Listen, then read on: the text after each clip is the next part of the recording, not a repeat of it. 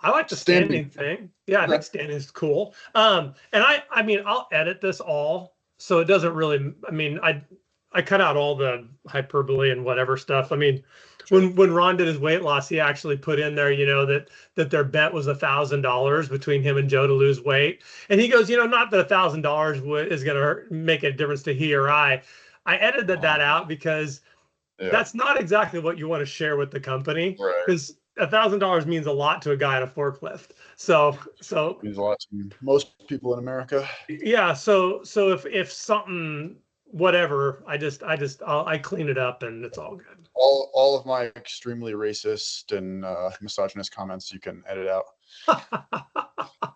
I'm pretty sure there are none of those, but anyway.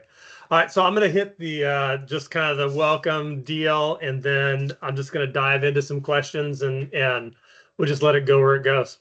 Sweet.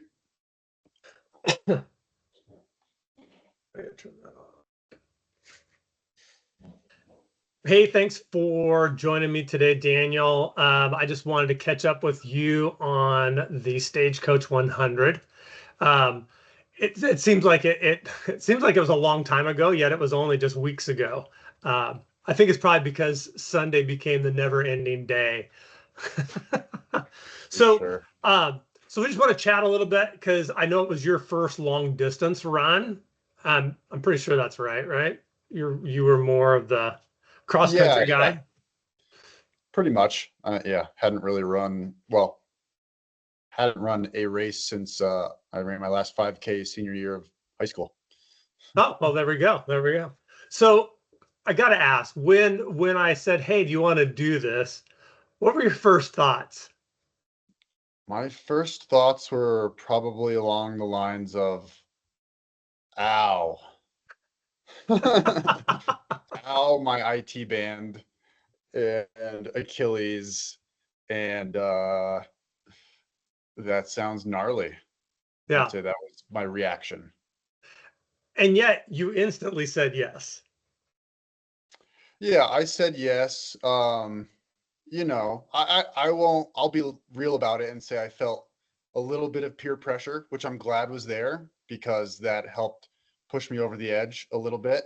And yeah, I just thought about it a little bit and thought, it would be a really cool opportunity. And since I would have just moved to Flagstaff, like what better way to kind of like start off moving there with a bang than running from Flagstaff to the Grand Canyon. Like how cool of a way to experience a new place.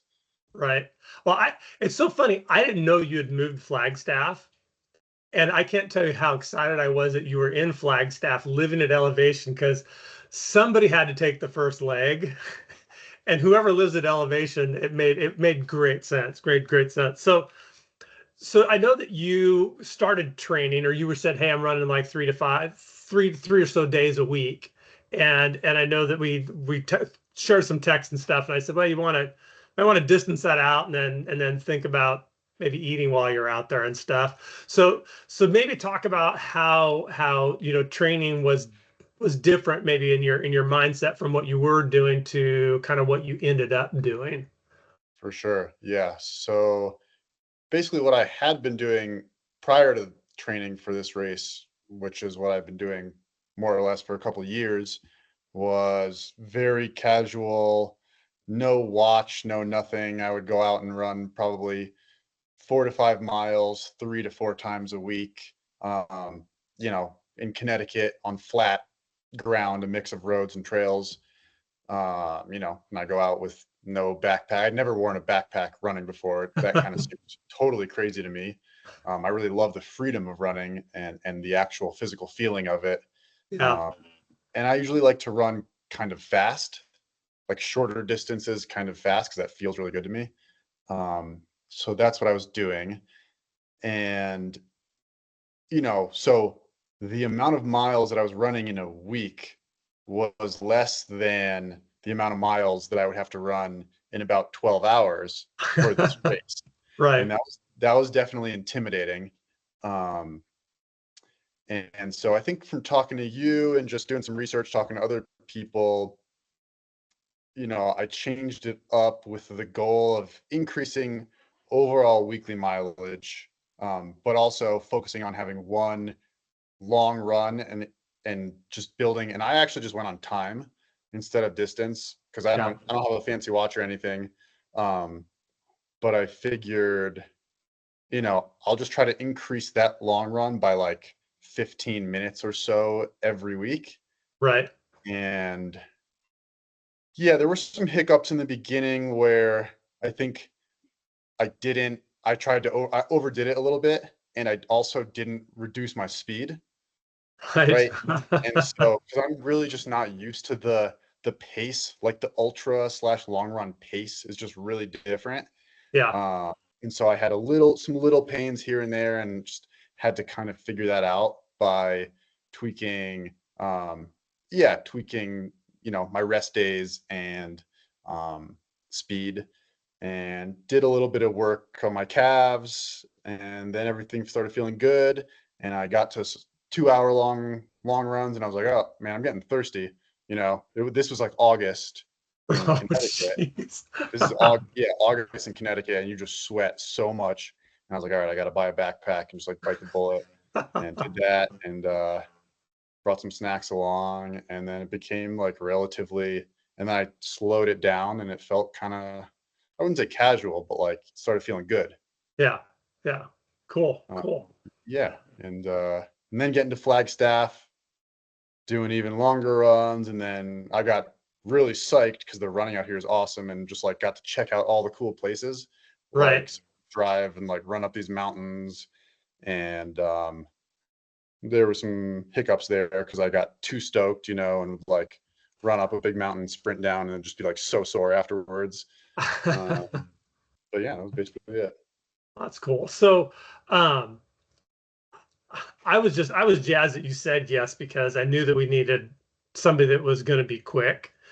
But I also didn't, I didn't know how to tell you to be fast, but also be slow.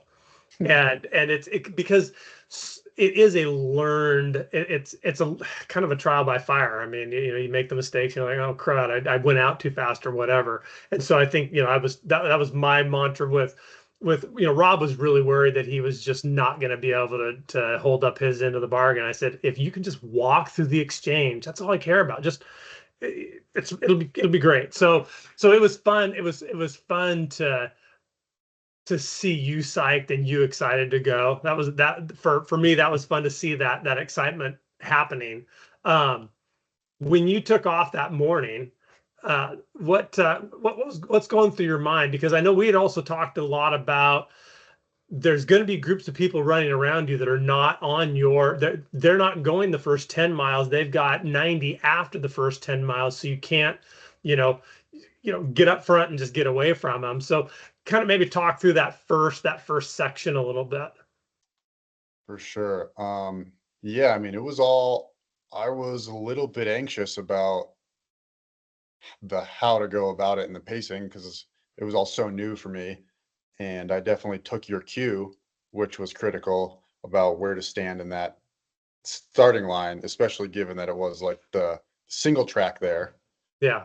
Um, and I don't know, I didn't know my pace because wasn't looking at a watch or anything. I was just playing it by feel. And I think in my mind, I was kind of like, okay, I'm going to keep it like conversational Yeah. was sort of how I gauged it. And yeah, it was pretty, I mean, like you said, everybody was running relatively slow because they were running 100 miles. And I don't know, I just kind of felt it out and started conservative and passed people kind of along the way. And I think I do a little better on like technical terrain, and like everybody would start walking when it got a little bit steep, and I was like, or like rocky, and I would like pass some people there. It even was like definitely struck up a few conversations Yeah. with some folks, which was fun and different. Uh, yeah, I just kept it kind of casual, knowing especially what was hard to gauge was how fresh I wanted to be for my next leg. Right. Yeah, yeah. Well, and it was so fun for us. It was, we had the drone up and we were tracking your phone. And so we're like, okay, he's coming into the woods because there's that woods section right at the very end. And and it was so and I think Rob goes, no, it was Steve. Steve Meyer standing next to me goes, that's him right there. Because you could kind of see your bounce. And it was like, oh man, he looks so fresh. I wish I was young again. Yeah, So I because mean, it kept, yeah, it made it fun. Like to feel that good made it really fun. So it was like intentionally slowing down, just like made it way fun. And like I was able to enjoy because it was like beautiful also. yeah. Like it was sunrise through these like aspen forests, snow on the mountain. Then you go like through this open meadowland, and it was just like a good time, you know? Yeah, yeah. No, that was very cool. And I of course I made the critical error of thinking that the exchange was a mile the wrong direction. But read Bob Duke always told me. He says reading is fundamental, Troy. I'm like, well, I guess I will read the notes next time, and I won't have Dave go and yeah. So anyway, um, your wife and her mom and daughter and stuff were there. It was just fun seeing everybody there, and I think that's the sell to me of the trail community versus the road community is the atmosphere. It's so Mhm. much more chill. Like I said, you struck up some conversations. The pace is more chill, but the aid stations are chill, and to me, it's just a much friendlier vibe, right? I would say it was almost a festival vibe. Yeah, yeah. Like That's especially with the aid stations. Um, I don't know, because people were like dressing up and like it wasn't competitive in the sense of like, yeah, it was friendly and like people were playing music and dressing up and just being silly. right, right. Yeah, it was Yeah. cool. Um, so you wrapped up and headed back to the house. Well, you came back to camp and then headed back home and we had a little miscommunication, and I am glad that you have zero problem with driving a little over the speed limit. Because we made it to that exchange, your 14-mile exchange with Rob, with not a ton of time to go, but a little bit of time to go. Um, and if I remember right, that pretty much when you started out there, you were pretty much in the just nothing. I mean, it was just pretty much open ground. Hmm. And and I don't know how far you could see where you were going, but sometimes the mental game of wow, that's a long ways to over there versus being in the trees where there's corners and this and that, you don't really see how far you have to go. What did that play in at all when you swapped out with Rob? Um, yeah, maybe a little bit. There were some landmark. The biggest landmark that I used to mark my progress was these huge windmills, Mm-hmm. and they seemed to hang out for a long time in my field of view. Uh, but I was more interested in which direction they were pointing and how fast they were turning, because Yes. especially at the first part of that leg, depending, like the trail was kind of windy and up and down, and depending what direction you were facing, there were some like pretty significant headwinds, Yeah. Yeah. and that was a little bit disheartening. Yeah. I really, honestly, I was more thinking about the 100 milers at that point, and because I was passing a few of them, which was also funny because I felt the need to excuse myself as I passed them Yeah. and like let them know that I was doing a relay I, because okay, I did the same thing because I felt like I didn't want them to be like, "What's wrong with me?" exactly. It was pretty hilarious because I was, since that was my second last leg, I was like, all right, I'm gonna like see what I can do and push it pretty much as fast as I can. And so I was like, I had a pretty good pace, and they were like wogging, kind of doing the Yeah. ultramarathon wog, and they would hear me and turn around and just like be like have a shocked look on their face, and then they would kind of like start running as if they were like fleeing something, you know. It was like such a range, like it was like an emotional roller coaster that they would go through. And then I would pass them and say, like, not like don't worry about it. I'm on a relay. And at least one of the people I passed was like, oh, you know. I did the same thing because you could see in people's face, you know, when my first section, it rained, and so it was really, really snotty and muddy, and people were trying to stay dry and trying to stay up out of the ruts. Well, water washes mud off. I'm running right down the middle of the rut, and my shoes are fairly clean, but I'm still moving, and I'm passing people, and I found myself saying, "Hey, I get to change socks in 4 miles, so don't, you know."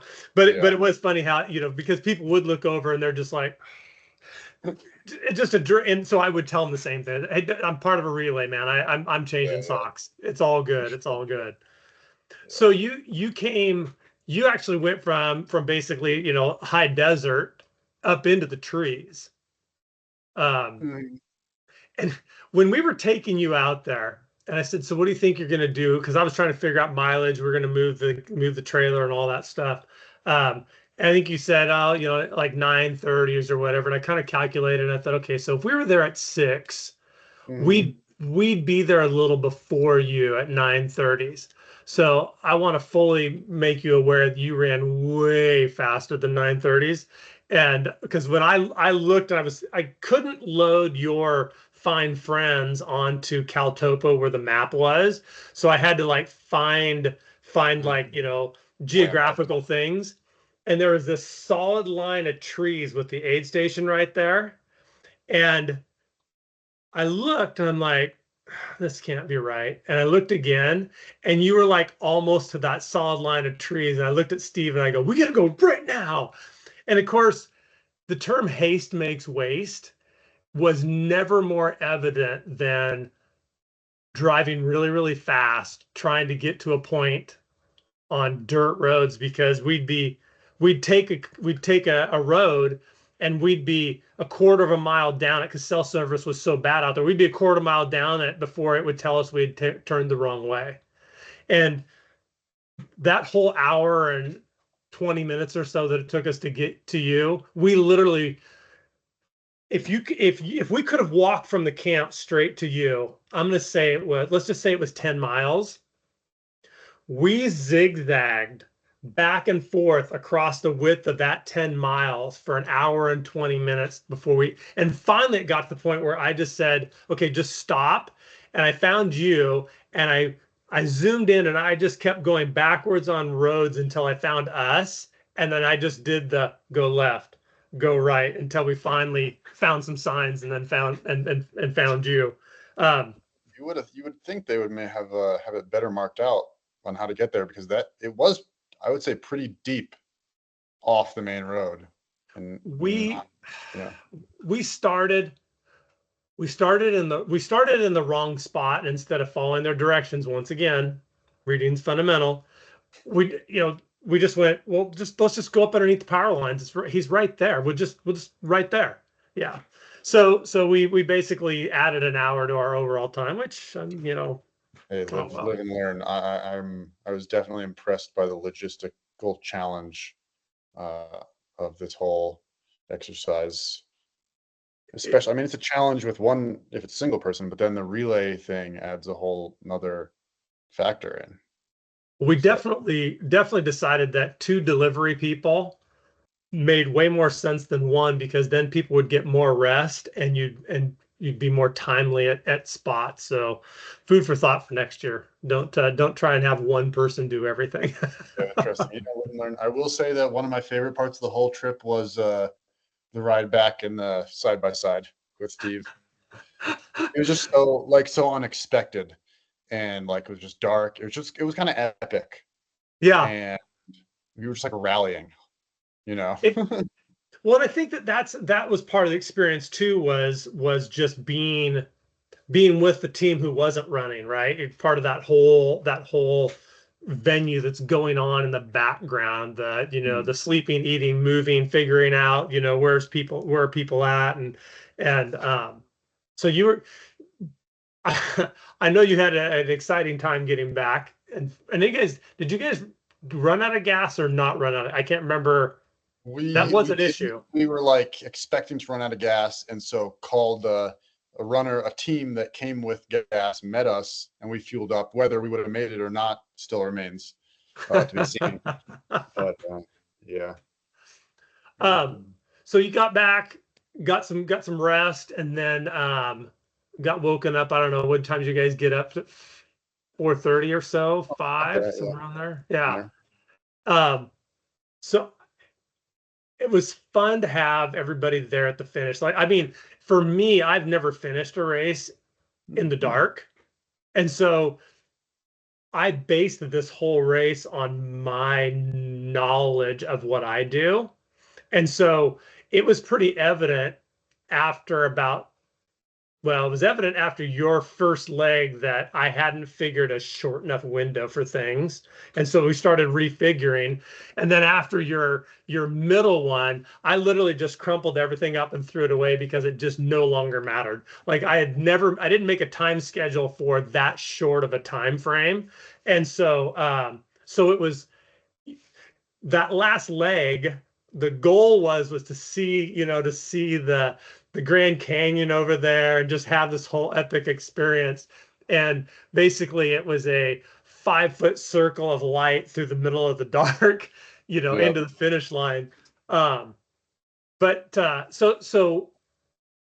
guess what are your takeaways from this now? I mean, I always feel like for me, experiences like this are kind of like going overseas and you just see something from a different view and you take that away.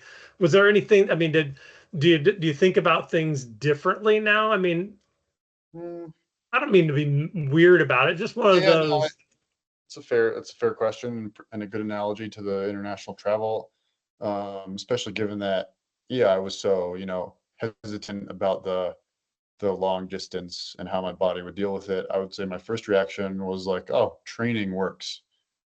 Yeah, And I didn't even have that. By the time I figured out the little tweaks in my body and actually started ramping up, I mean, it was like middle of July, probably. mm-hmm. So I had like, I don't know, solid 2 months of good training, I would say. And Yeah, so, and everybody's different. I can't comment, people's bodies are different and whatever, but like I was surprised by how good I felt. And that was really encouraging and fun. yeah, yeah. Uh, and expectations matter a lot. And, Did you meet him? yeah, no, I exceeded them, I would say, because initially I was like, oh, I just want to like survive this without like dying and getting injured or something, you Right. know. And then I was able to even push myself with the pace and like wasn't even sore even after that somehow. Um, and so training works. It would Yeah. be a takeaway. Another takeaway was just like again the logistics of it all and like just being really impressed by the amount of effort that goes into that and the teamwork. Um, which is a cool part of it to be. It's like a mission. Yeah. You're out on a mission kind of Yeah. thing. It's a cool. You don't get to experience that. It's kind of like I don't know. It's going on. I guess I go on like climbing expeditions or something, and it's similar to that in the amount of preparation. Um, like there's more preparation than there is execution, and if you prepare well, it'll go smoothly Right. generally. Right. Uh, and yeah, and just like being, I was also just like it was really cool to do something with people doing the hundreds and just like the seeing them in action was really cool Mm. and thinking about what that's like and just being really impressed with those people Yeah. and like, seeing them at the aid stations and stuff and just thinking about like the willpower that it takes to be at mile 60 and like sitting down and having a hot cup of soup after you've run 60 miles and the sun is setting and then knowing that you have to run another 40, like Yeah. what it takes to get up off your butt and do that is just really impressive. And so it was cool to witness that. Oh, good. Good. Well, it made me think about something. I can't remember as you were saying that, I was just thinking about, for me after, so you put us into a category of runner that I don't spend time with. And so it was really interesting for me because in the rain, um, I feel like when you go to Knowles, the whole reason behind, not the whole reason, but one of the reasons behind Knowles is you go out in the woods and basically you level set the field. It doesn't matter how much money you have, doesn't matter how tall, none of that matters because we're all here at this campground done. Mm. And in my section with the rain, it kind of leveled the playing field from everybody who's out there because it was just a struggle, right? And so I'm looking over at people that I usually see at the start line, but not anywhere after it. I'll never see them again, ever. And so it was fun for me because I'm looking over going, I don't even deserve to be with you people right here. And so it was cool. It was a cool experience for me because, like I said, I would never have been able to do that had you not set the stage really well and Dave held it up really well. It was a cool experience for me. And then, like I said, to finish in the morning before even the sun came up, never in my life ever. So that whole thing for me was all brand new. Even though I've done this a lot, that was all brand new. So for me, it was so exciting, hitting that last leg. And I mean, literally texting my wife at 4 o'clock in the morning and saying, I think I'll be in around 5:30. I'd never thought these thumbs would ever pen those words ever. So much appreciation to your efforts. It Oh, made thank it made it a lot of fun for everybody. Really did. you. No, So appreciate you roping me into this because now it's a perspective shifter, and now I'm excited to keep it up. Well, I got to figure out how to balance my main athletic priority is still rock climbing, but now I'm yeah. motivated to figure out how to um, balance it in there. So the big question: if we have a team, are you in for next year? Oh, for sure. All right. Um, Rob says he thinks he's pretty sure Carl's involved at some point. So I Nice. so I think Rob wants to give Carl his that 6 mile section that he basically climbed uphill for 2 miles of it. He feels like that'd be a good spot for Carl to just power hike out those legs. Yeah, definitely. Those big old Carl legs. So really that's pretty much all I had. That's pretty much all I had. I appreciate the time. If unless you got some parting wisdom, um, I think I think we've nailed this one. No, I'd say get out there and do it. All Yeah, right. Well, hey, thank you, and we will be in contact sooner, if not later, for the next one. right on. Good All stuff. right. Thanks. All right. See ya. See ya.